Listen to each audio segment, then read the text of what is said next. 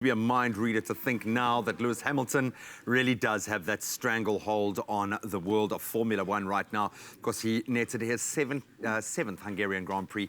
He has probably broken just about every record that there is, and he's only just getting started. He is an incredible driver, and of course has an incredible team behind him. Jeremy Harris, after the shock and awe of the German Grand Prix, where we saw the crashes, we saw some incredible strategy playing out, and Hamilton did get a point or two, I think, ultimately. But it was Ferrari's weekend. This weekend, not so much. Can you sum up this event for us, this race? Because it felt like a race within a race. Yeah. But he just pipped Verstappen to claim a very, very good win in the end. Look, I think it was experience that sort of won the day, if you like, because the team, the Mercedes team, got Lewis in earlier than Max did. You know, from there, it really was a case of Lewis being able to drive more confidently. Medium tyres gave him the edge eventually over Verstappen. You know, as much as Lewis is able to drive fast, he's also able to save his tyres. At the moment, Max is able to drive fast. Experience will get him to a space where he's able to save his tyres. He's not able to do that at the moment. He's not. He just doesn't have the experience. It's new ground, man. It's new ground, absolutely. New ground, yeah. And so we'll talk about Max Verstappen later on as being, you know, a top driver who is able to nurse his car through difficult situations in a race. And Lewis is at that level already. So that's what got him through and across the line. Really good drive from Lewis Hamilton. He's a champion, man. And you know, love him or hate him, he's one of those kind of old school champion stereotypes now, where he's got the ego, but it really is warranted. And he does seem like a fantastic guy. So if you're watching Lewis, man, we dig you, dude.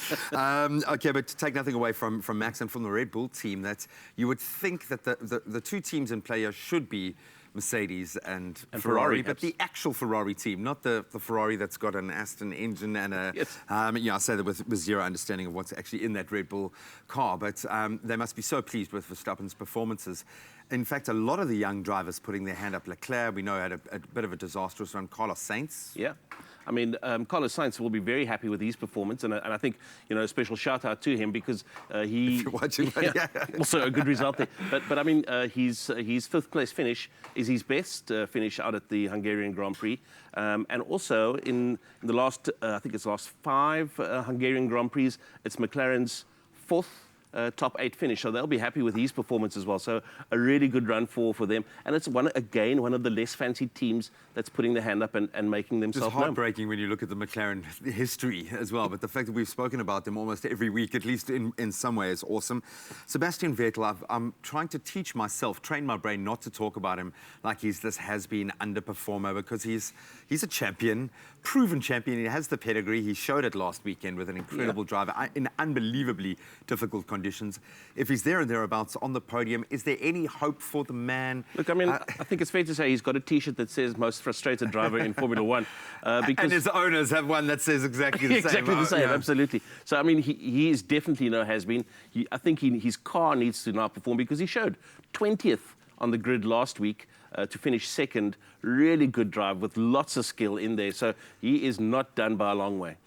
Where is Ferrari? What is going on with the Ferrari this year? We know it's an incredibly fast car. They've got 2 incredible drivers. Leclerc has been one of these kind of wunderkind kind of stories. And yeah, he's a world champion in the making. That's definite. You know, can that work against them, having 2 incredible drivers that aren't on the same page? When you look at Bottas and Hamilton, very much are on the same page. They're being allowed to push each other, but also, is it just luck of the draw? How do you look at the end? I think at the end of the F1 season, the 2 Ferrari drivers will be sent off to an island holiday, and they'll have a fantastic time together.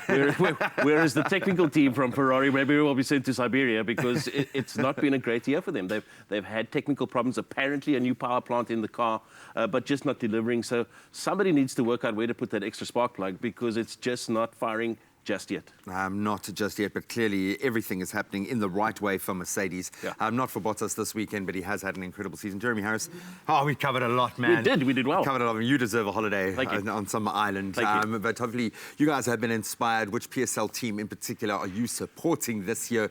Where is your blood at? Who are you most pleased about winning this big weekend in the sporting front? Let us know on our social media platforms.